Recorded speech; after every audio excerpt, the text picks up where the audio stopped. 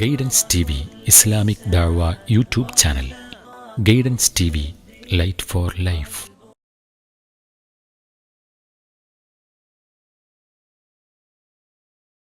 അസ്സലാമു അലൈക്കും വറഹ്മത്തുള്ളാഹി വബറകാത്ത്. ബിസ്മില്ലാ, അൽഹംദുലില്ലാ, അൽഹംദുലില്ലാഹി റബ്ബിൽ ആലമീൻ, വസുബ്ഹാനല്ലാഹിൽ അദീം, വലാ ഹൗല വലാ ഖുവത ഇല്ലാ ബില്ലാഹിൽ അലിയിൽ അദീം. ഏറെ ബഹുമാനമുള്ള സഹോദരി സഹോദരന്മാരെ, അല്ലാഹുവിൻ്റെ അപാരമായ അനുഗ്രഹം കൊണ്ട് കുറച്ചു നേരം ഒന്നിച്ചിരിക്കാനും അവൻ്റെ ദീനിനെക്കുറിച്ച് പഠിക്കാനും നമുക്ക് അവസരം കിട്ടിയിരിക്കുകയാണ്. മഹാനായ ഇബ്നുൽ ജൗസി അദ്ദേഹം പറയുന്ന ഒരു വാക്ക് നമുക്ക് കാണാൻ കഴിയും. തല്ലാഹി ലൗ ഖീല ലി അഹ്ലിൽ ഖുബൂർ തമന്നൗ ലതമന്നൗ യൗമൻ മിൻ റമളാൻ. ഖബറാളികളോട് നിങ്ങൾക്ക് വല്ല ആഗ്രഹങ്ങളും ഉണ്ടോ എന്ന് ചോദിച്ചാൽ അവർ ആഗ്രഹിക്കുക റമദാനിലെ ഒരു ദിവസമാണ്.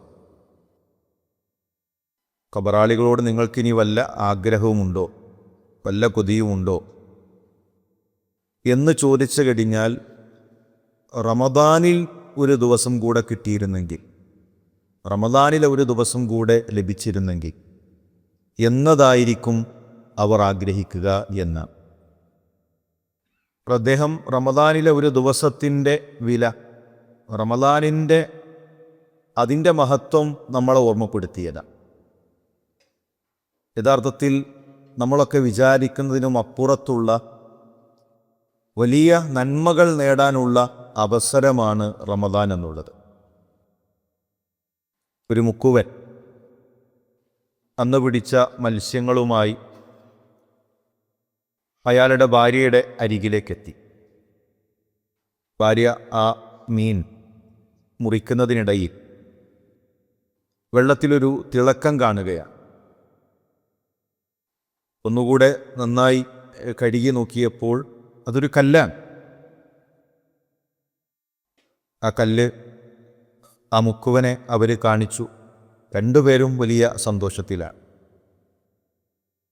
ഉടനെ ആ കല്ലുമായി അയാൾ, ഒരു ചെറിയ ഗ്രാമമാണ്, ഒരു തീരപ്രദേശമാണ്, അവിടെയുള്ള ഒരു കച്ചവടക്കാരൻ്റെ അരികിൽ ചെന്നു ആ കല്ല് കാണിച്ചു. ആ കച്ചവടക്കാരൻ ആ കല്ല് പരിശോധിച്ചതിന് ശേഷം പറഞ്ഞു, ഇതിനുള്ള വില നൽകാൻ എനിക്ക് സാധിക്കുകയില്ല, ഞങ്ങളുടേതൊരു ചെറിയ സംരംഭമാണ്. അപ്പോൾ ഈ കല്ലിൻ്റെ വില നൽകണമെങ്കിൽ നിങ്ങൾ പട്ടണത്തിലേക്ക് പോകണം. പട്ടണത്തിലൊരു പക്ഷേ ഇതിന് തുല്യമായ പണം നൽകാൻ സാധിച്ചേക്കാം. മുക്കുവൻ ആ കല്ലുമായി പട്ടണത്തിലേക്ക് ചെന്നു. ഓരോ കടകളിലും അയാൾ കയറിയിറങ്ങി. ഓരോരുത്തരും പരിശോധിച്ചതിന് ശേഷം അവർ പറഞ്ഞു, ഞങ്ങൾക്കും ഇതിനുള്ള വില നൽകാൻ കഴിയുകയില്ല, അത്രമാത്രം മൂല്യമുണ്ടിതിന്. ശരി, ഇനി എന്ത് ചെയ്യും? അപ്പോഴാണ് ഒരാൾ പറയുന്നത്, ഒരു പക്ഷേ രാജാവിന് ഇതിൻ്റെ പണം നൽകാൻ സാധിച്ചേക്കാം, രാജാവിൻ്റെ അരികിൽ ഇതിന് തുല്യമായ പണമുണ്ടായേക്കാം. ആ കല്ലുമായി അയാൾ ആ രാജാവിൻ്റെ അരികിലേക്ക് ചെന്നു. രാജാവ് ആ കല്ല് പരിശോധിച്ചു. എന്നിട്ട് രാജാവ് പറഞ്ഞു, ഇതിന് തുല്യമായ പണമെന്നുള്ളത് എൻ്റെ ഖജനാവാണ്. ആ ഖജനാവ് മുഴുവൻ നൽകിയാൽ ഇതിന് തുല്യമാകും. നിങ്ങൾക്ക് വേണ്ടത് ആ ഖജനാവിൽ നിന്ന് എടുക്കാം. അതിനാവശ്യമായ തുണിയും സഞ്ചിയും മറ്റു വസ്തുക്കളുമെല്ലാം ആ മുക്കുവൻ അയാൾ നൽകി. ഒരു നിബന്ധന വെച്ചു, 6 മണിക്കൂർ സമയം നിങ്ങൾ അവിടെ ചെലവഴിക്കണം. 6 മണിക്കൂർ സമയം നിങ്ങൾക്കുണ്ട്, ആ സമയം അവിടെ നിങ്ങൾ ചെലവഴിക്കണം. ഇയാൾ പറഞ്ഞു, എനിക്കതിൻ്റെ ആവശ്യമില്ല, 2 മണിക്കൂർ തന്നെ ധാരാളമാണ്. പക്ഷെ രാജാവ് പറഞ്ഞു, അത് പോരാ, 6 മണിക്കൂർ സമയമുണ്ട്, അത് നിങ്ങൾ അവിടെ ചെലവഴിക്കണം. ഇയാൾ ഖജനാവിലേക്ക് ചെന്നു. 3 മുറികളാണ് അവിടെയുള്ളത്. ഒരു മുറി നിറയെ സ്വർണവും വെള്ളിയും മുത്തും കുമിഞ്ഞുകൂടി നിൽക്കുന്നു. അയാൾ ആലോചിച്ചു, 2 മണിക്കൂറിൽ തന്നെ എനിക്ക് ധാരാളമാണ് ഇത് മുഴുവൻ വാരിയെടുക്കാൻ. തൊട്ടപ്പുറത്തുള്ളത് നല്ല ശീതീകരിച്ച റൂമാണ്. നല്ല മിനുസമുള്ള നല്ല മെത്തകൾ അവിടെ ഒരുക്കിയിട്ടുണ്ട്. അതിൻ്റെ തൊട്ടപ്പുറത്ത് മൂന്നാമത്തെ റൂമിലുള്ളത് നല്ല രുചികരമായ ഭക്ഷണങ്ങളാണ്. വ്യത്യസ്തങ്ങളായ രാജ്യങ്ങളിലെ സ്വാദിഷ്ടകരമായ ഭക്ഷണങ്ങൾ, രുചികരമായ ഭക്ഷണങ്ങൾ അവിടെ കൊണ്ടുവച്ചിട്ടുണ്ട്. ഇയാൾ ആദ്യം ആ തീന്മേശയിലേക്ക് ചെന്നു, ആവശ്യമുള്ളത് കഴിച്ചു. ഇനി പെട്ടെന്ന് സ്വർണവും വെള്ളിയും മുത്തും വാരിയെടുക്കാൻ ചെല്ലണം. അപ്പോഴാണ് അവിടെ നല്ല ശീതീകരിച്ച നല്ല തണുപ്പുള്ള മേൽത്തരം മെത്തകൾ കാണുന്നത്. അയാളവിടെ കുറച്ചു നേരം വിശ്രമിക്കാമെന്ന് കരുതി അയാളവിടെ കിടന്നു. സമയം കടന്നുപോയി. വിഡ്ഢിയായ മുക്കുവ, നീ എഴുന്നേൽക്ക് എന്ന് പറഞ്ഞ് അയാളെ തട്ടി വിളിച്ചപ്പോഴാണ് ഈ മനുഷ്യൻ എഴുന്നേൽക്കുന്നത്. അപ്പോഴേക്കും അയാളുടെ സമയം കടന്നുപോയിട്ടുണ്ട്. യഥാർത്ഥത്തിൽ ഈ ഒരു മനുഷ്യൻ്റെ മാനസികാവസ്ഥയാണ് പലപ്പോഴും നമുക്കുള്ളത്. റമദാനിലെ ഓരോ സെക്കൻഡും ഓരോ സമയവും നമുക്ക് വാരിയെടുക്കാനുള്ള മുത്തുകളാണ്, വിലപിടിപ്പുള്ള സ്വർണങ്ങളും വെള്ളികളുമാണ്. പക്ഷെ അത് മറന്ന്, ലക്ഷ്യം മറന്ന് റമദാനിനെ ഉപയോഗപ്പെടുത്തേണ്ടതിനു പകരം നമ്മളാ മറ്റു മാസങ്ങളെപ്പോലെ തന്നെ റമദാനിലും കിടന്നുറങ്ങി, റമദാനിലും തണുപ്പ് ആസ്വദിച്ച് അങ്ങനെ നമ്മുടെ സമയങ്ങൾ തള്ളി നീക്കുകയാണ്. അതിനപ്പുറത്തൊരു യക്കലത്തോടുകൂടെ, ഉണർവോടുകൂടെ റമദാനിലേക്ക് പ്രവേശിക്കാൻ നമുക്ക് സാധിക്കേണ്ടതുണ്ട്. സലഫുകൾ പറയാറുണ്ട്, ഷെഹ്റു റജബ്. റജബ് എന്ന് പറഞ്ഞാൽ ഷെഹ്റു സറ, അത് കൃഷിയുടെ മാസമാണ്. റമദാനിൽ ഒരാൾക്ക് വിളവെടുക്കണമെങ്കിൽ റജബിൽ അവൻ വിത്തിറക്കണം, റജബിൽ അവൻ ഒരുങ്ങണം. ഷെഹ്റു ഷഅബാൻ, ഷഅബാൻ എന്ന് പറഞ്ഞാൽ സഖിയുസ്സറ, വെള്ളം നനയ്ക്കേണ്ട മാസമാണ്. റജബിൽ വിത്തിട്ടു, ഷഅബാനിൽ അതിങ്ങനെ മുളച്ചു വരുന്നു, അതിന് വെള്ളം പാകി, അതിനാവശ്യമായ കൈവരികൾ ഒരുക്കി വെള്ളം നനയ്ക്കേണ്ട സമയമാണ് ഷഅബാൻ എന്നുള്ളത്.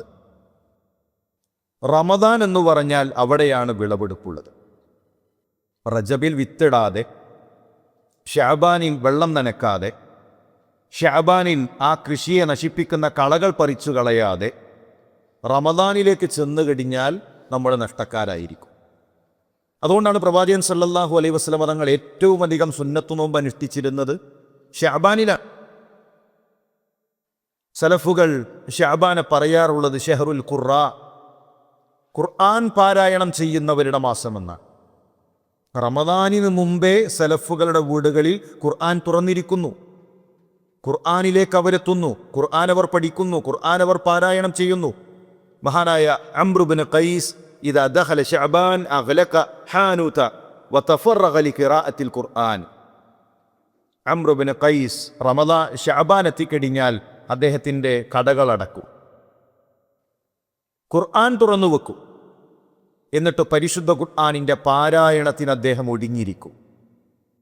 ഇപ്പോൾ റമദാനിന് മുമ്പ് തന്നെ ഇതൊരു വലിയ അവസരമാണ് എന്ന് തിരിച്ചറിഞ്ഞ് ശഅബാനിൽ നമ്മുടെ മുൻഗാമികൾ സലഫുകൾ അവരൊരുങ്ങി, അവർ ഖുർആനിലേക്ക് മാറിയിരുന്നു, അവർ ധാരാളമായി സുന്നത്തു നോമ്പുകൾ അനുഷ്ഠിച്ചു, അവർ സദഖകളിൽ മത്സരിച്ചു. പലപ്പോഴും നമ്മളെ ശൈത്താൻ കൊണ്ടുപോകുന്നൊരു രീതി, ഇപ്പോൾ ഖുർആൻ ഇങ്ങനെ ഓതാൻ നിന്ന് കഴിഞ്ഞാൽ ശൈത്താൻ പറയും, ഇപ്പോൾ നീ തുടങ്ങി വെച്ചാൽ ഏതായാലും റമദാൻ 1 ഖത്തമ് തുടങ്ങല്ലോ, അപ്പോൾ പിന്നെ വീണ്ടും ഫാത്തിഹ മുതൽ ആരംഭിക്കേണ്ടി വരും, അപ്പോൾ ഇപ്പോൾ വേണ്ട. ഈ നാളേക്ക് നീക്കി വെക്കുക എന്നുള്ളത് ശൈത്താൻ്റെ അമലാണ്, ശൈത്താൻ നമ്മളെ കബളിപ്പിക്കുന്നതാണ്. നാളെയാകാം, രാവിലെ ഖുർആൻ ഓതാൻ ഇരുന്ന് കഴിഞ്ഞാൽ ശൈത്താൻ വന്ന് കുറുകും, രാത്രി അത് നല്ല സമയമാണ്, രാത്രി ഓതിക്കും. രാവിലെ ഓതൂല. രാത്രി തുറന്നു കഴിഞ്ഞാൽ ശൈത്താൻ പറയും, രാവിലല്ലേ ബറക്കത്തുള്ളത്, രാവിലെയും ഓതൂല രാത്രി ഓതൂല. ശൈത്താൻ നമ്മളെ വഞ്ചി. ചില ആളുകൾ ഇപ്പോൾ തീരുമാനിച്ചിട്ടുള്ളത്, ഇനി റമദാൻ 1 മുതൽ ഞാൻ ഖത്തമ് തുടങ്ങും, ഖുർആൻ പാരായണം ചെയ്യാൻ തുടങ്ങും. അപ്പം അത്രയും ദിവസങ്ങളോ, അതിനിടയിലുള്ള 15 ദിവസം, അതിനിടയിലുള്ള 13 ദിവസം, ആ ദിവസം മനോഹരമായി നമ്മളിൽ നിന്ന് പിശാച് റാഞ്ചിയെടുത്തു. ആ വഞ്ചനയിൽ നമ്മൾ പെട്ടുപോയി. അപ്പം ആ ഒരു ബോധം നമ്മളെ സംബന്ധിച്ചിടത്തോളം ഉണ്ടാകണം. നീട്ടിവെക്കാതെ ഇപ്പോൾ തന്നെ അമലുകൾ ആരംഭിക്കുക. അതോടൊപ്പം നല്ല ഒരു ആഗ്രഹം നമുക്കുണ്ടാകണം. ഈ റമദാൻ ഉപയോഗപ്പെടുത്തണമെന്ന നല്ല ഒരു കൊതി, നല്ല ഒരു ആഗ്രഹം നമുക്കുണ്ടാകണം. ഇസ്ലാമിൻ്റെ പ്രത്യേകത നിയ്യത്തുകൊണ്ട് പ്രതിഫലം നേടാൻ സാധിക്കുമെന്നാൽ നമ്മൾ ആഗ്രഹിച്ചു രോഗിയായി അല്ലാഹു രോഗങ്ങളെ തൊട്ട് മറ്റു പ്രയാസങ്ങളെ തൊട്ട് നമ്മളെ കാത്തുരക്ഷിക്കാൻ. അങ്ങനെ ഒരു രോഗം നമുക്കുണ്ടായി, റമദാനിൽ നോമ്പ് നോക്കാൻ സാധിച്ചില്ല. പക്ഷെ ആ നല്ല നീയത്തിലൂടെ നമുക്ക് ആ പ്രതിഫലം നേടാൻ സാധിക്കും. മൻ ഹമ്മ ബിഹസന ഫലം യഅമൽഹ കതബഹല്ലാഹു ലഹു ഇൻദഹു ഹസനതൻ കാമില. ഒരാൾ ഒരു നന്മ ആഗ്രഹിച്ചു, അവനത് ചെയ്യാൻ സാധിച്ചില്ല, പക്ഷെ പൂർണ്ണമായ പ്രതിഫലം അല്ലാഹു തആല അവന് രേഖപ്പെടുത്തും. അതാണ് ഇസ്ലാം ദീനിൻ്റെ പ്രത്യേകത.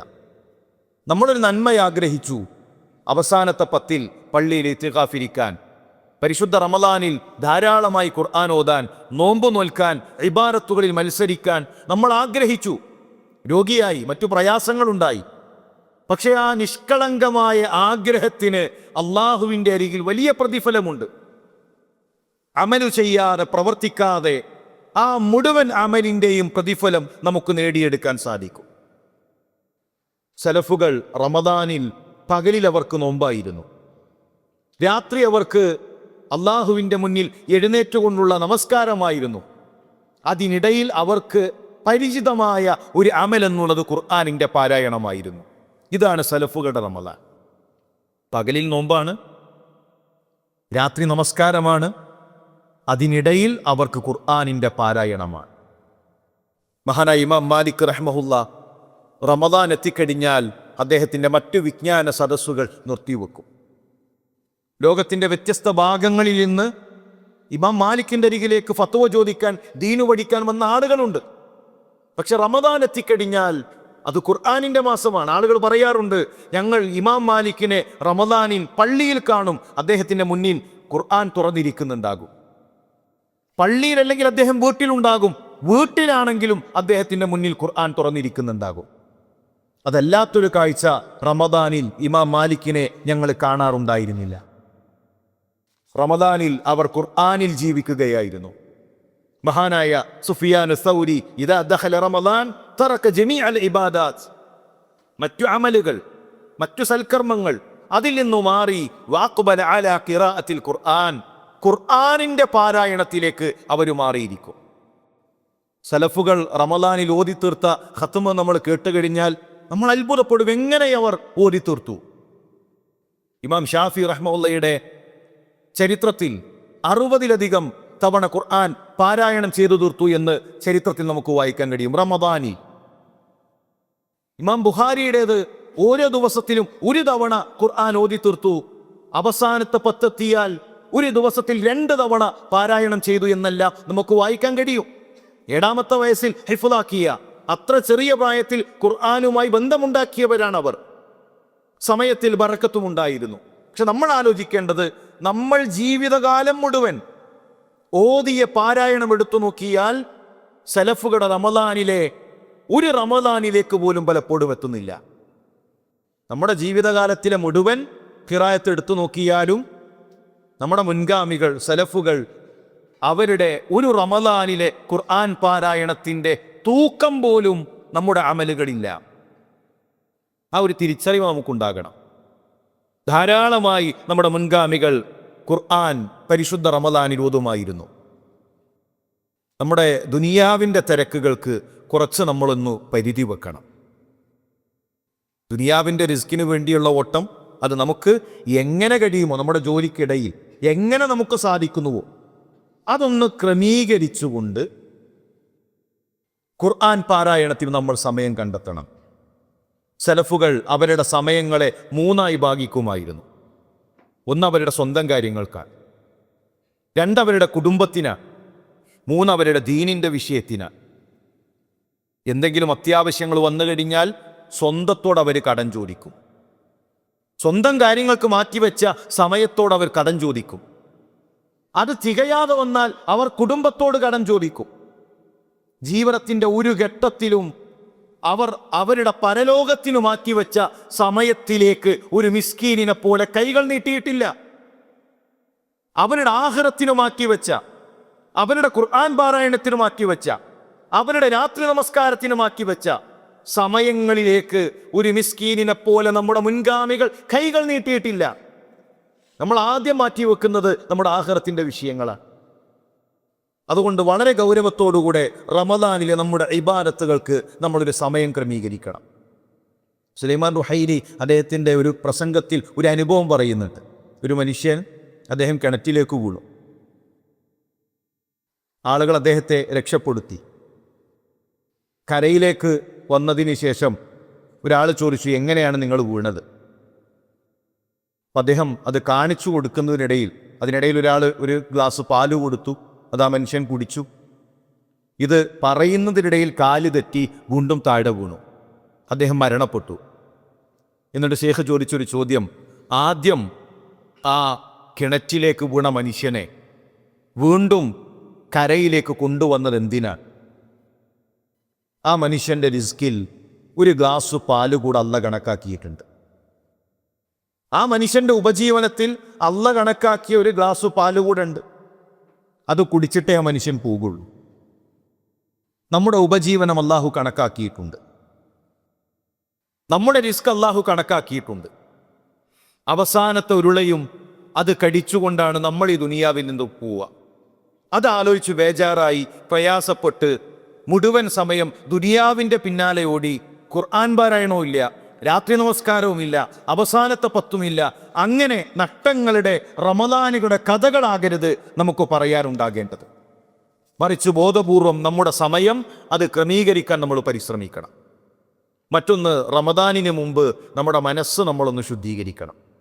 ഞാൻ പറഞ്ഞല്ലോ, ഷഅബാൻ നമ്മുടെ റമദാനാകുന്ന നന്മയെ, ആ നന്മയെ തകർക്കുന്ന വല്ലതുമുണ്ടെങ്കിൽ ആ കളകളെ പറിച്ചു കളയാൻ ഷഅബാനിൽ നമുക്ക് കഴിയണം. മഹാനായ അംറു ബിൻ ഖൈസ് അദ്ദേഹം പറയാറുണ്ട്, തൂബാ ലിമൻ അസ്ലഹ നഫ്സഹു ഖബ്ല റമദാൻ. റമദാനിന് മുമ്പ് മനസ്സ് നന്നാക്കിയവൻ, റമദാനിന് മുമ്പ് നഫ്സിനെ നന്നാക്കിയവൻ, അവന് മംഗളം. റമദാൻ എത്തിയിട്ടും പക, റമദാൻ എത്തിയിട്ടും വൈരാഗ്യവും വിദ്വേഷവും അതെല്ലാം നമ്മുടെ മനസ്സിൽ കുമിഞ്ഞുകൂടുന്നുണ്ട് എങ്കിൽ നമ്മുടെ നന്മകളെ അത് നഷ്ടപ്പെടുത്തും. ഏതൊരു തിന്മക്കും അനന്തരഫലമുണ്ട്. തിന്മയുടെ അനന്തരഫലം നന്മകളെ തകർക്കലാണ്. ഒരു സ്ത്രീയുടെ കാൽഭാഗം അശ്രദ്ധമായി കണ്ടപ്പോഴാണ് ഇമാം ഷാഫിഈ റഹ്മഹുള്ളയുടെ ഹിഫ്ള് മറപ്പിക്കപ്പെട്ടത്. പഠിച്ച ഹിഫ്ള് മറന്നുപോയി, ഖുർആൻ മറപ്പിക്കപ്പെട്ടു. അശ്രദ്ധമായൊരു നോട്ടം, ഒരു തിന്മ, അതിൻ്റെ അനന്തരഫലം നമ്മളുടെ നന്മയെ തകർക്കലാണ്. എങ്കിൽ റമദാനിന് മുമ്പ് ചിലത് നമ്മൾ ക്രമീകരിക്കണം. നമ്മുടെ റമദാനിനെ ബാധിക്കുന്ന, എൻ്റെ റമദാനിലെ നന്മകളെ ബാധിക്കുന്ന, എൻ്റെ ഈമാനിനെ ബാധിക്കുന്ന വല്ലതും എൻ്റെ ജീവിതത്തിലുണ്ടോ? എൻ്റെ രഹസ്യ ജീവിതത്തിൽ എൻ്റെ റബ്ബിന് ഇഷ്ടമില്ലാത്ത തിന്മകളുണ്ടോ? പരസ്യത്തിൽ പുണ്യവാളന്മാരും രഹസ്യത്തിൽ പിശാചിന്റെ കൂട്ടാളികളുമാകുന്ന ഒരു സ്വഭാവം ഒറ്റപ്പെടുന്ന സമയത്ത് എനിക്കുണ്ടോ? എൻ്റെ നന്മകളെ കാർന്നു തിന്നുന്ന വല്ല തോന്നിവാസങ്ങളും എൻ്റെ രഹസ്യത്തിലുണ്ടോ? നമ്മളൊന്ന് ആലോചിക്കണം. നമ്മുടെ സോഷ്യൽ മീഡിയയിലെ പരതലുകളിൽ, നമ്മുടെ സെർച്ച് എഞ്ചിനുകളിലെ പരതലുകളിൽ ഒരു ഹറാമ് വരുന്നുണ്ടോ? എങ്കിൽ അതെൻ്റെ റമദാനിലെ നന്മയെ തകർക്കും, എൻ്റെ പുണ്യങ്ങളെ തകർക്കും. മനസ്സിൽ പകയുണ്ടോ? മനസ്സിൽ ഇപ്പോഴും വെറുപ്പുണ്ടോ?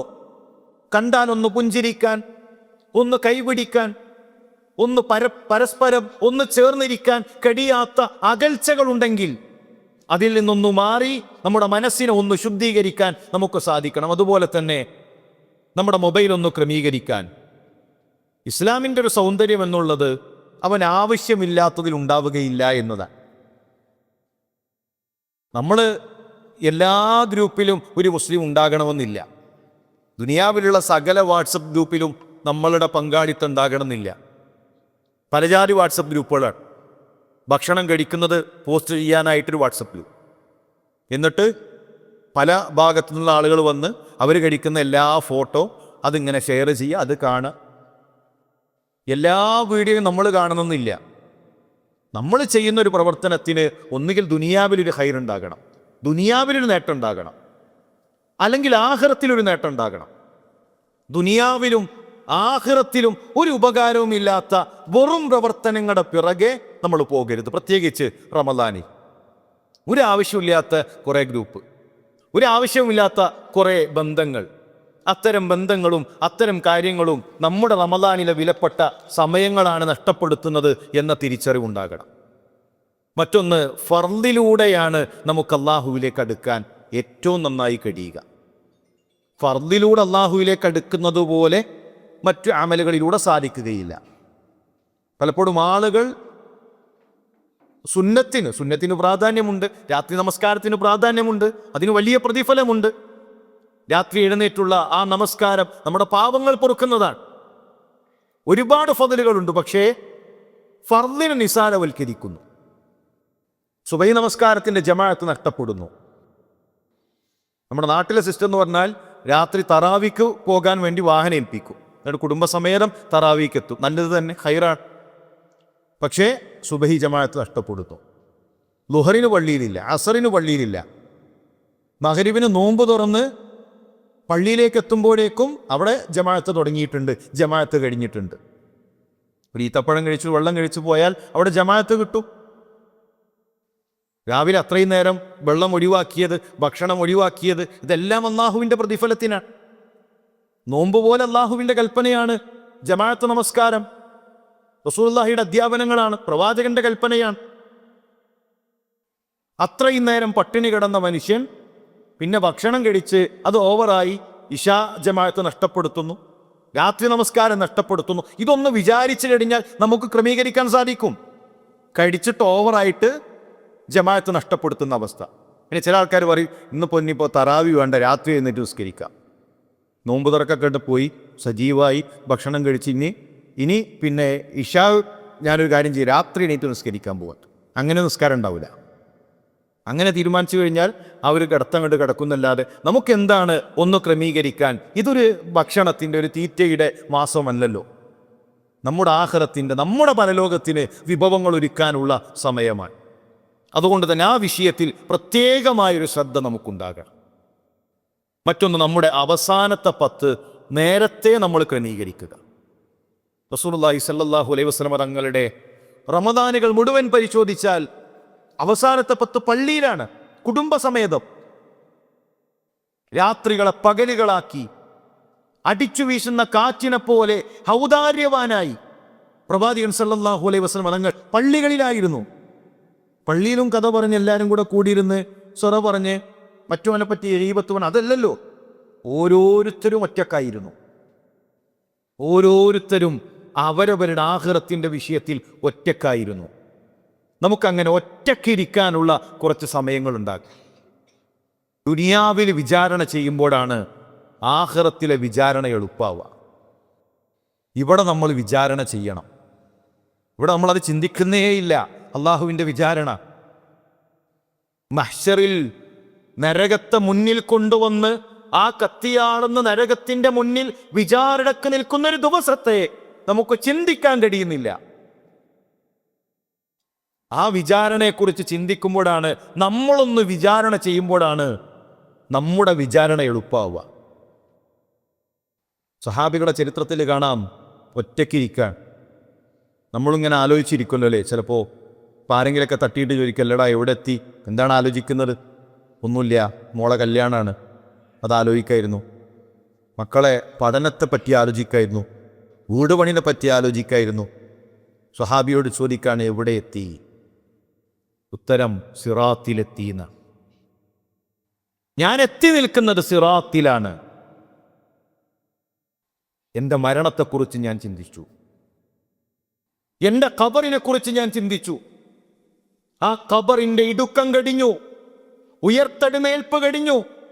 മഹ്ശറിൽ ലോകത്തുള്ള മുഴുവൻ മനുഷ്യരെയും കൊണ്ടുവന്ന് നിർത്തുന്ന ആ ദിവസത്തെക്കുറിച്ച് ഞാൻ ആലോചിച്ചു. സിറാത്തിലൂടെയുള്ള സ്വർഗത്തിലേക്കുള്ള യാത്രയെക്കുറിച്ചുള്ള ആലോചനയിലാണ് ഞാൻ. നമ്മളുടെ ഈ ചിരി കളികൾക്കിടയിൽ നമ്മൾ ഈ ലോകത്തുനിന്ന് വിട പറയും.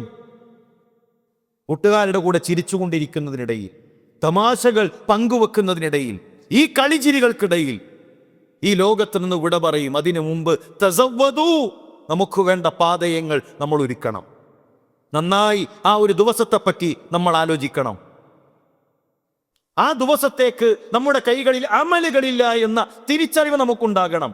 നമ്മളൊക്കെ എന്തോ ചെയ്തു വെച്ചു, ഒരുപാടായിട്ടുണ്ട് എന്നതാണ് പലരുടെയും ചിന്ത. അത്യാവശ്യത്തിനൊക്കെ ആയിട്ടുണ്ട്, ഒന്നുമില്ലെങ്കിൽ ഒരു ഖുർആൻ ക്ലാസ്സിന് മുടങ്ങാതെ പോകുന്നില്ലേ, അതൊക്കെയാണ് നമുക്ക് തോന്നുന്നത്. നമ്മുടെ അമലുകൾ ഇങ്ങനെ വലുതാക്കി തോന്നിപ്പിക്കുകയാണ്. മഹാനായ അബൂ ഹുറൈറ റളിയല്ലാഹു തആല അൻഹു എത്ര ത്യാഗം ചെയ്തിട്ടുണ്ട് വിജ്ഞാനം നേടിയെടുക്കാൻ. മസ്ജിദുൻ നബവിയിൽ സ്വഹാബാക്കളുടെ കൂട്ടത്തിൽ നമസ്കാരത്തിന് നിൽക്കുമ്പോൾ ബോധം നഷ്ടപ്പെട്ട് വീഴുന്ന അബൂ ഹുറൈറയെ ചരിത്രത്തിൽ കാണാം. സ്വഹാബികൾ ഓടി വരികയാണ് എന്തു പറ്റി എന്നറിയാൻ. എന്താണ് മറുപടി? പട്ടിണിയാണ് അബൂ ഹുറൈറയെ ബോധം കെടുത്തിയത്.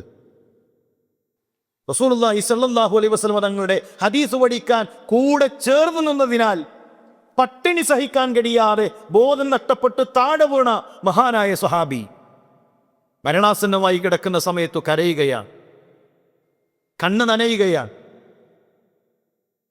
ചുറ്റും കൂടിയവരുടെ ചോദ്യം, അബൂ ഹുറൈറ മാ യുബ്കീക്, എന്താണ് നിങ്ങളെ കരയിപ്പിക്കുന്നത്?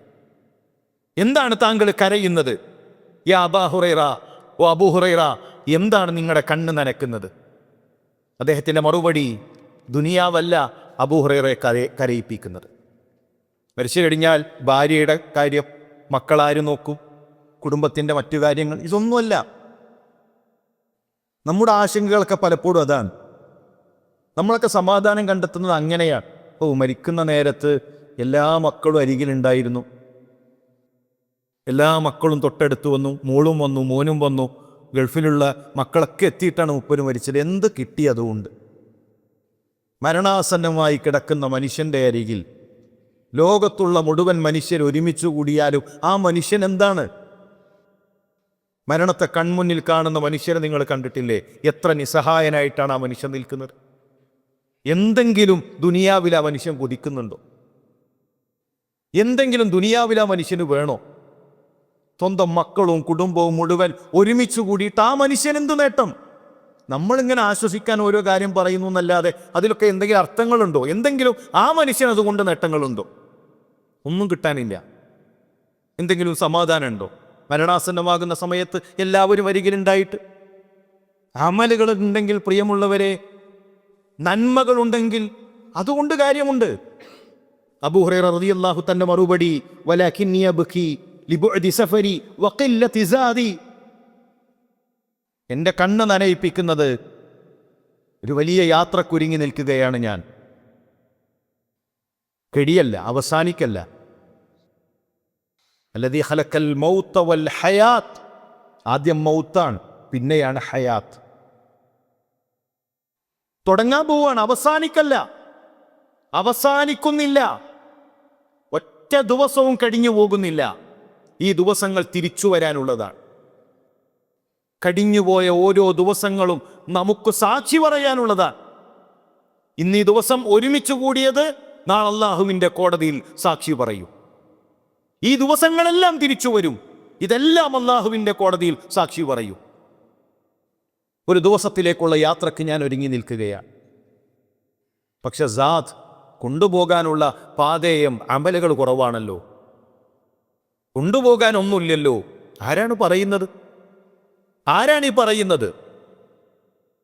എപ്പോഴെങ്കിലും ഒരു ഈമാൻ കൂടുന്ന, എപ്പോഴെങ്കിലും ഒരു ഖുർആൻ ക്ലാസ്സിൽ ഇരുന്ന് കഴിഞ്ഞാൽ ഒരു ഇഖ്ലാസ് ഉണ്ടാകുന്ന നമ്മളെപ്പോലെയുള്ള ദുർബലന്മാരാണ്.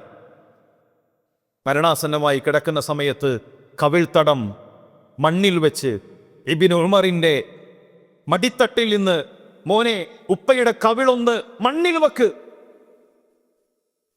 കവിൾത്തടം മണ്ണിൽ വെച്ച് കിടക്കുന്ന ഉമറിനെ കണ്ടുകൊണ്ടെങ്കിലും അള്ളാഹുവിലെ ഉമറിനോട് കാരുണ്യം തോന്നിയാലോ എന്ന് പറയുന്ന ഉമർ ഇബ്നുൽ ഖത്താബ്. എത്രമാത്രം അമലുകൾ അവർക്കുണ്ട്.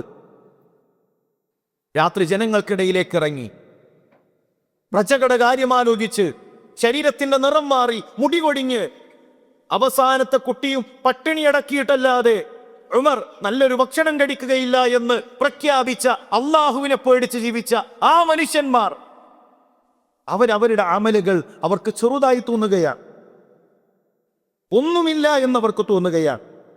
അമലുകൾ ആലോചിച്ച് അവർ കരയുകയാണ്. എങ്കിൽ നമുക്കൊരു വീണ്ടും വിചാരണ ഉണ്ടാകണം, നമ്മുടെ അമലുകളെ കുറിച്ചൊന്ന് ചിന്തിക്കാൻ. അമലുകൾ കുറവാണെന്ന തിരിച്ചറിവോടുകൂടെ ധാരാളം അമലുകൾ ചെയ്യാനുള്ളൊരു മനസ്സ് നമുക്കുണ്ടാകണം. പ്രിയമുള്ളവരെ, ഈ ദുനിയാവ് നമുക്ക് ചെറുതാകണം. ദുനിയാവ് ചെറുതായാൽ ദുനിയാവിലെ സങ്കടങ്ങൾ ചെറുതാകും, ദുനിയാവിലെ നഷ്ടങ്ങൾ ചെറുതാകും. ദുനിയാവിലെ സങ്കടങ്ങളും ദുനിയാവിലെ നഷ്ടങ്ങളും വലുതാകുന്നത് മനസ്സിൽ ദുനിയാവ് കയറിക്കൂടിയതുകൊണ്ടാണ്. ഇത് വലുതായി നമുക്ക് തോന്നുന്നത് കൊണ്ടാണ്. ഇസ്ലാമിക ചരിത്രത്തിലെ ഒരു പണ്ഡിതന്റെ ചരിത്രം ഓർക്കണം. അദ്ദേഹത്തിൻ്റെ പേരെൻ്റെ ഓർമ്മയിലില്ല. ഭാര്യ മരണപ്പെട്ടു, സങ്കടത്തിലാണ്. വിജ്ഞാന സദസ്സിലേക്ക് അദ്ദേഹം വരുന്നില്ല. ഫത്വ ചോദിക്കാൻ ആളുകൾ വരുന്നുണ്ട്, അദ്ദേഹം ഫത്വ നൽകുന്നില്ല. ദിവസങ്ങൾ കടന്നുപോയി. ഒരു പെണ്ണ് ഒരു മസ്അല ചോദിക്കുന്നതിന് വേണ്ടി അദ്ദേഹത്തിൻ്റെ അരികിലേക്ക് വരുന്നു. വന്നപ്പോൾ അവിടെ ചുറ്റും കൂടിയ ആളുകൾ പറഞ്ഞു, അദ്ദേഹം ഭാര്യ മരണപ്പെട്ട സങ്കടത്തിലാണ്, അതുകൊണ്ട് ഫത്വ നൽകുകയില്ല, നിങ്ങൾ പോയിക്കോളൂ. അപ്പോൾ പെണ്ണ് പറഞ്ഞു, ഇല്ല, ഉത്തരം കിട്ടാതെ ഞാൻ പോകൂല, ഉത്തരം കിട്ടിയിട്ടേ ഞാൻ പോവുള്ളൂ. അദ്ദേഹം പുറത്തേക്ക് വന്നു. ആ പെണ്ണ് ചോദിച്ചു, എനിക്കിഷ്ടപ്പെട്ട ഒരു വസ്ത്രം എൻ്റെ ഒരു സഹോദരി എനിക്ക് നൽകിയതാണ്. എൻ്റെ ഒരു സഹോദരി എനിക്കൊരു വസ്ത്രം നൽകിയിട്ടുണ്ട്. ആ വസ്ത്രം എനിക്ക് നല്ല ഇഷ്ടമാണ്. പിന്നെ വിശേഷ ദിവസങ്ങളിൽ ഏതെങ്കിലും കല്യാണ സദസ്സുകളിലൊക്കെ പോകുമ്പോൾ ആ വസ്ത്രം ഞാൻ ധരിക്കാറുണ്ട്. ഇപ്പോൾ അവരെന്നോടത് തിരിച്ചു ചോദിക്കുന്നു. എനിക്കാണെങ്കിൽ അത് തിരിച്ചു കൊടുക്കാനുള്ള മനസ്സില്ല. ഞാൻ ചെയ്യുന്നതിൽ വല്ല തെറ്റുമുണ്ടോ? ഇദ്ദേഹം തിരിച്ചു പറഞ്ഞു, നീ എന്ത് ഒരു സംസാരമാണ് പറയുന്നത്? അതിൻ്റെ ഹക്ക് നിന്റെ കൈകളിലല്ലല്ലോ, അത് മറ്റൊരാളുടെ ഉടമസ്ഥയിലുള്ളതാണ്. അവർ തിരിച്ചു ചോദിക്കുമ്പോൾ തിരിച്ചു കൊടുക്കണ്ടേ എന്ന് പറഞ്ഞപ്പോൾ ഈ പെണ്ണ് അദ്ദേഹത്തെ തിരുത്തുകയാണ്. എങ്കിൽ എനിക്ക് പറയാനുള്ളത് നിങ്ങളോട് അതാണ്. നിങ്ങളുടെ ഭാര്യ മരണപ്പെട്ടു, അത് അല്ലാഹു കുറച്ചു കാലം നിങ്ങളെ ഏൽപ്പിച്ചതാണ്. തിരിച്ചു ചോദിക്കുമ്പോൾ അതിൽ സങ്കടപ്പെട്ട് നിരാശപ്പെട്ടുകൊണ്ട് ആയുസ് നഷ്ടപ്പെടുത്തല്ലേ. ആളുകൾ വിജ്ഞാനം കാത്ത് കൊതിച്ചിരിക്കുന്നുണ്ട്, ആളുകൾ വിജ്ഞാനം ദാഹിച്ച് നിങ്ങളെ കാത്തിരിക്കുന്നുണ്ട്. ഇന്നലകളിലെ ദുഃഖങ്ങളിൽ നിങ്ങളുടെ സമയത്തെ കെട്ടിയിടല്ലേ എന്ന് പറഞ്ഞുകൊണ്ട് ആ പെണ്ണ് അദ്ദേഹത്തെ തിരുത്തുന്നുണ്ട്. കഴിഞ്ഞുപോയ സങ്കടങ്ങളുടെ പിറകെയല്ല, വരാനിരിക്കുന്ന ആഗ്രഹങ്ങളുടെ പിറകെയുമല്ല. ഇന്നിൻ്റെ സമയം, നമ്മുടെ ഇന്നത്തെ സമയം, അത് ഏറ്റവും നല്ല രൂപത്തിൽ ഉപയോഗപ്പെടുത്തണം. അവസാനമാണ് അള്ളാഹു പരിഗണിക്കുക. നമ്മുടെ ഹവാത്തീം, നമ്മുടെ അവസാനം, അതാണ് അള്ളാഹു പരിഗണിക്കുക. ആ ഒരു ബോധമുണ്ടെങ്കിൽ ഓരോ ദിവസവും മനോഹരമാക്കാൻ പരിശ്രമിക്കും. ഇന്നാണ് ഞാൻ മരിക്കുന്നതെങ്കിൽ ഇന്നത്തെ എൻ്റെ ദിവസം ഏറ്റവും മനോഹരമാകണം എന്ന് നമ്മൾ ആഗ്രഹിക്കും. നോക്കൂ, സഅദ് ഇബ്നു മുആദ് റളിയല്ലാഹു തആല അൻഹുവിന് 5 കൊല്ലം ഇസ്ലാമിൽ കിട്ടിയിട്ടുള്ളൂ, വെറും 5 കൊല്ലം. ആ 5 കൊല്ലം കൊണ്ട് അള്ളാഹുവിൻ്റെ അർശ് പ്രകമ്പനം കൊള്ളുമാറുള്ള അമലുകൾ ഉണ്ടാക്കിയെടുത്തു. 5 കൊല്ലം കൊണ്ടുണ്ടാക്കിയെടുത്തതാണ്. അള്ളാഹുവിൻ്റെ അർശ് പ്രകമ്പനം കൊണ്ടു. മരണവാർത്ത കേട്ട് 5 കൊല്ലം അതേ കിട്ടിയിട്ടുള്ളൂ ഇസ്ലാമിൽ. നമുക്കോ? നമുക്കങ്ങനെ ഒരു ഘനമുള്ള ഒരു അമലുണ്ടോ? പാറ അത് ഗുഹാമുഖത്തടഞ്ഞപ്പോൾ 3 പേരുടെ പ്രാർത്ഥന കൊണ്ട്, 3 പേരുടെ ജീവിതത്തിൽ അവർ ചെയ്ത അമലുകൾ കൊണ്ട് ഒരു പാറ നീങ്ങിപ്പോയി എന്ന് ഹദീസിൽ നമുക്ക് കാണാം. പണ്ഡിതന്മാർ ചോദിക്കാറുണ്ട്, 4ാമതായി നിങ്ങൾ ആ കൂട്ടത്തിലുണ്ടെങ്കിൽ, ആ 3 പേർക്ക് പുറമെ 4ാമതായി നിങ്ങൾ ആ കൂട്ടത്തിലുണ്ടെങ്കിൽ, ഒരു പാറയെ നീക്കാനുള്ള ഇഖ്ലാസുള്ള ഒരു അമൽ നിങ്ങൾക്കുണ്ടോ? ആ അടഞ്ഞ പാറയെ തള്ളി നീക്കാൻ കഴിയുന്ന ഘനമുള്ള ഒരു അമൽ നിങ്ങളുടെ കൈകളിലുണ്ടോ എന്ന് ചോദിക്കാറുണ്ട്. ഈ റമദാനിൽ അങ്ങനെ അള്ളാഹുവിനെ ആഗ്രഹിച്ചുകൊണ്ട്, അള്ളാഹുവിൻ്റെ പ്രതിഫലം കൊതിച്ചുകൊണ്ടുള്ള ഒരു ഘനമുള്ള അമൽ നേടിയെടുക്കാൻ, ചെയ്യാൻ നമ്മളെ സംബന്ധിച്ചിടത്തോളം സാധിക്കേണ്ടതുണ്ട് എന്നതാണ് ഓർമ്മപ്പെടുത്താനുള്ളത്. പ്രിയമുള്ളവരെ, ഒരു നിളാം റമദാനിൽ നമുക്കുണ്ടാകണം. നമ്മുടെ ഖുർആൻ പാരായണത്തിന്, നമ്മുടെ ദിക്റുകൾക്ക്, നമ്മുടെ രാത്രി നമസ്കാരത്തിന്, നമ്മുടെ മറ്റു ഇബാദത്തുകൾക്ക് ഒരു വ്യവസ്ഥയില്ലെങ്കിൽ, നിളാവില്ല എങ്കിൽ, ഒരു ചിട്ടയില്ലെങ്കിൽ നമ്മുടെ പ്രവർത്തനങ്ങൾ കുത്തടിഞ്ഞതായിരിക്കും. ഈ വിശ്വാസി എപ്പോഴും അവന് ഒരു കൃത്യമായൊരു നിദാമിൽ പോകണം. പ്രവാചകൻ സല്ലല്ലാഹു അലൈഹി വസല്ലം തങ്ങൾ അസറിൻ്റെയും മഗ്രിബിൻ്റെയും ഇടയിൽ തൻ്റെ കുടുംബത്തോട് സംസാരിക്കാനുള്ള സമയമാണ്. ഓരോ ഹുജറകളിലും റസൂലുള്ളാഹി സ്വല്ലല്ലാഹു അലൈഹി വസല്ലം തങ്ങൾ ചെന്ന് തൻ്റെ കുടുംബത്തോട് സംസാരിച്ചു. അത് കുടുംബത്തിന് മാറ്റിവെച്ച സമയമാണ്. അന്ന് ആരുടെ വീട്ടിലാണോ താമസം, ഇശാഇന് ശേഷം അവിടേക്ക് തൻ്റെ കുടുംബത്തെ മുഴുവൻ വിളിച്ച് ഒന്നിച്ച് ഉപദേശങ്ങൾ നൽകൂ. സമയങ്ങൾ ക്രമീകരിച്ചിരുന്നു. നമുക്കങ്ങനെ ഒരു ക്രമീകരണം നമ്മുടെ ഇബാദത്തുകൾക്ക്, നമ്മുടെ ഖുർആൻ പാരായണത്തിന് റമദാൻ കഴിഞ്ഞിട്ടും റമദാൻ കടന്നുപോയിട്ടും ഒന്നും നേടാത്ത ഒരു സാഹചര്യം നമ്മുടെ ജീവിതത്തിൽ ഉണ്ടാകരുത്. കടല് ആളുകൾക്ക് പല രൂപത്തിലാണ്. കടലിനെ ദൂരെ നിന്ന് നോക്കിക്കാണുന്ന ആളുകളുണ്ട്. കടലിൻ്റെ തൊട്ടരികിൽ വന്ന് ഭംഗി ആസ്വദിക്കുന്നവരുണ്ട്. കടലിൽ ഇറങ്ങിക്കളിക്കുന്നവരുണ്ട്. കടലിൽ സഞ്ചരിച്ച് മത്സ്യം പിടിക്കുന്നവരുണ്ട്. കടലിൻ്റെ ആഴത്തിൽ ചെന്ന് മുത്തും പവിഴങ്ങളും വാരിയെടുക്കുന്നവരുണ്ട്. റമദാനും അങ്ങനെയാണ്. ചില ആളുകൾ ദൂരെ നിന്നും നോക്കിക്കാണും, ഇല്ലേ? നമ്മുടെ ഹോട്ടലുകളിലൊക്കെ അവർക്ക് കച്ചവടമാണ് റമദാൻ. റമദാനിന് ഞങ്ങൾ ഒരുങ്ങി, തരിക്കഞ്ഞിയും അതിൻ്റെയൊക്കെ ഫോട്ടോ വെച്ച് റമദാൻ അവർ ഒരുങ്ങിയിട്ട് എന്താണ് അവർക്ക് റമദാൻ? അവർക്ക് കച്ചവടമാണ്. റമദാനിൻ്റെ കരയിൽ വന്ന് നിൽക്കുന്നവരുണ്ട്. റമദാനിലേക്കിറങ്ങി അവിടെ നിന്ന് ആഖിറത്തിന് വേണ്ടിയുള്ള വലിയ അമലുകൾ നേടിയെടുക്കുന്ന മഹാഭാഗ്യവാന്മാരുണ്ട്. അങ്ങനെ നമ്മുടെ ജീവിതം ഒന്ന് ക്രമീകരിക്കാൻ നമ്മൾ ഓരോരുത്തരും പരിശ്രമിക്കണമെന്നതാണ് പ്രത്യേകം ഓർമ്മപ്പെടുത്താനുള്ളത്. നമ്മുടെ മുൻഗാമികൾ അവരുടെ പരലോകത്തിനു വേണ്ടി, അവരുടെ ആഖിറത്തിനു വേണ്ടി അവർ അള്ളാഹുവിൻ്റെ ദീനിൽ നൽകേണ്ടത് മുഴുവൻ നൽകി. ഹിജ്റ എന്നൊക്കെ പറഞ്ഞാൽ നമ്മളിങ്ങനെ വായിച്ചു പോയിട്ടുള്ളൂ. അത് വായിക്കുമ്പോഴാണ് എത്രമാത്രം ത്യാഗം നിറഞ്ഞതാണ് അവരുടെ ആ ഒരു സഹനമെന്ന് നമുക്ക് കാണാൻ കഴിയുക. സ്വന്തം നാട് വിട്ട് ഹബിഷയിലേക്ക് പോകുന്ന ആ ഒരു രംഗം ഒന്ന് ആലോചിച്ച് നോക്കൂ. നമുക്ക് മനസ്സിലാകുമല്ലോ നമ്മൾ നാട്ടിൽ നിന്ന് ഇവിടേക്ക് വന്ന ആ ഒരു പറിച്ചു നടലിൻ്റെ വേദന. പക്ഷെ ഇവിടെ നമുക്ക് പ്രതീക്ഷയുണ്ട്. ഇവിടെ വന്നാൽ അതുകൊണ്ട് കുടുംബത്തിന് ഖൈറുണ്ട്, നമ്മളെ സ്വീകരിക്കാൻ ആളുകളുണ്ട്, നല്ല സുഹൃത്ത് ബന്ധങ്ങളുണ്ട്. അബ്ദുറഹ്മാൻ ഇബ്നു ഔഫ് റളിയല്ലാഹു തആല ഹബിഷയിലേക്ക് പോകുന്നത് മുഴുവൻ സമ്പത്തും മക്കയിൽ വിട്ടിട്ടാണ്. അതിസമ്പന്നനായ മനുഷ്യൻ, അത്രയും കാലം അധ്വാനിച്ചുണ്ടാക്കിയ മുഴുവൻ സമ്പത്തും. ഉസ്മാൻ ഇബ്നു അഫ്ഫാൻ അറിയപ്പെട്ട കച്ചവടക്കാരനാണ്. കഷ്ടപ്പെട്ട് അധ്വാനിച്ചുണ്ടാക്കിയ വർഷങ്ങൾ കൊണ്ട് സമ്പാദിച്ച മുഴുവൻ സമ്പാദ്യങ്ങളും മക്കയിൽ വിട്ടുകൊണ്ട് ഞങ്ങൾക്ക് വലുത് ആദർശമാണ്, ഞങ്ങൾക്ക് വലുത് ദീനാണ്, ഞങ്ങൾക്ക് വലുത് ആഖിറമാണ് എന്നു പറഞ്ഞുകൊണ്ട് കപ്പലിൽ ഹബിഷയിലേക്ക് യാത്ര തിരിക്കുമ്പോൾ ചെല്ലുന്ന നാട്ടിലെ ഭാഷയറിയില്ല, ആരെങ്കിലും സ്വീകരിക്കുമോ എന്നറിയില്ല, അവിടെ എത്തിയാലുള്ള സാഹചര്യങ്ങൾ അറിയില്ല. അള്ളാഹുവിൽ തവക്കുലാക്കി നമ്മുടെ മുൻഗാമികൾ അവർ യാത്ര ചെയ്തു. അവർ ത്യജിക്കേണ്ടത് മുഴുവൻ അള്ളാഹുവിൻ്റെ ദീനിനു വേണ്ടി ത്യജിച്ചു. നമുക്ക് നമ്മുടെ വിലയുള്ള സമയം അള്ളാഹുവിൻ്റെ ദീനിൻ്റെ മാർഗത്തിൽ നൽകാൻ സാധിക്കണം. റമദാനിനെ അങ്ങനെ ബോധപൂർവം ഉപയോഗപ്പെടുത്തുന്ന ബുദ്ധിമാന്മാരിൽ നമ്മൾ ഉൾപ്പെടണമെന്ന് പ്രത്യേകം ഓർമ്മപ്പെടുത്തുകയാണ്. അതോടൊപ്പം നമ്മുടെ ദാറുൽ അർക്കം എന്ന സ്ഥാപനം നിങ്ങൾക്ക് പരിചിതമായിരിക്കും. തിരുവനന്തപുരം ജില്ലയിൽ നമ്മൾ തുടങ്ങി വെച്ച, അൽഹംദുലില്ലാ വളരെ നല്ല രൂപത്തിൽ അത് മുന്നോട്ട് പോയിക്കൊണ്ടിരിക്കുന്നു. കഴിഞ്ഞതിന് മുന്നേയുള്ള റമദാനിൽ നമ്മൾ കളക്ഷൻ എടുത്ത് നമ്മൾ ഒരു സംവിധാനം കൂടെ തുടങ്ങി. നമുക്കറിയാം 100 കൊല്ലത്തെ പാരമ്പര്യം മുജാഹിദ് പ്രസ്ഥാനത്തിനു പറയാനുണ്ട്.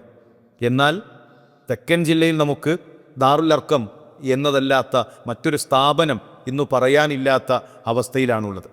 ഇപ്പോൾ അള്ളാഹുവിൻ്റെ വലിയ സഹായം കൊണ്ട് 3 വലിയ ക്യാമ്പസുകളായി നമ്മൾ മാറിക്കഴിഞ്ഞു. പെൺകുട്ടികൾക്ക് മാത്രമുള്ള വനിതാ ക്യാമ്പസ് ആരംഭിച്ചു കഴിഞ്ഞു. ഹിഫ്ള് കോളേജ് നടന്നു വരുന്നു. ഇൻഷാ അല്ലാഹ് ഈ ജൂണോടുകൂടെ ശരിയ ക്യാമ്പസ് അതിൻ്റെ പണി പൂർത്തീകരിച്ച് അതിലേക്ക് നമുക്ക് മാറേണ്ടതുണ്ട്. 200-ലധികം വിദ്യാർത്ഥികൾ അവിടെ പഠിച്ചുകൊണ്ടിരിക്കുന്നു. കഴിഞ്ഞ സൗദി അറേബ്യ എംബസിയുടെ കീഴിൽ സംഘടിപ്പിച്ച മുത്തൂൻ മത്സരത്തിൽ അതിൽ ഉസൂലു സുന്ന അതിൻ്റെ 1ാം സ്ഥാനവും 2ാം സ്ഥാനവും ദാറുൽ അർക്കമിൽ നമുക്ക് നേടാൻ സാധിച്ചു. അതുപോലെ തന്നെ കേരള കലാമേളയിൽ പരിശുദ്ധ ഖുർആനിൻ്റെ പാരായണ മത്സരത്തിൽ അതിലെ 1-ാം സ്ഥാനം നമുക്ക് നേടാൻ സാധിച്ചു. ഇനി നമുക്ക് ഒരുപാട് ലക്ഷ്യം, തെക്കൻ കേരളത്തിൽ പ്രത്യേകിച്ച് അവിടെയുള്ള ദീനീ സാഹചര്യം നിങ്ങൾക്കൊക്കെ പരിചിതമായിരിക്കും. വളരെ ദുർബലമായ അവസ്ഥയിലൂടെയാണ് കടന്നു പോകുന്നത്. വലിയൊരു ദൗത്യം നമ്മളെ സംബന്ധിച്ചിടത്തോളം ഉണ്ട്. ഇത്തരം വിജ്ഞാന സ്ഥാപനങ്ങൾ ഉണ്ടാവുക എന്നത് നമ്മളുടെ ഒരു സാമൂഹികമായ ഉത്തരവാദിത്തമാണ്. അത് തിരിച്ചറിഞ്ഞുകൊണ്ട് തന്നെ നമ്മളാൽ കഴിയുന്ന രൂപത്തിൽ അത്തരം വിഷയത്തിൽ സഹകരിക്കണമെന്ന് പ്രത്യേകം ഓർമ്മപ്പെടുത്തുകയാണ്. അല്ലാഹു നമ്മുടെ പരിശ്രമങ്ങൾ അതിന് എളുപ്പം നൽകുകയും നമുക്കൊക്കെ ഇഖ്ലാസ് പ്രദാനം ചെയ്യുകയും ചെയ്യട്ടെ. ഈമാനോടുകൂടെ മരണപ്പെടാനുള്ള തൗഫീഖ് അല്ലാഹു നമുക്ക് നൽകി അനുഗ്രഹിക്കട്ടെ. റമളാനിനെ കണ്ടുമുട്ടാൻ, റമളാനിനെ ഉപയോഗപ്പെടുത്താനുള്ള വലിയ തൗഫീഖ് അല്ലാഹു നമുക്ക് നൽകി അനുഗ്രഹിക്കട്ടെ. പലരും രോഗികളാണ്, പ്രയാസങ്ങളില്ലാതെ അല്ലാഹു പൂർണ്ണമായ ശമനം നൽകുമാറാകട്ടെ.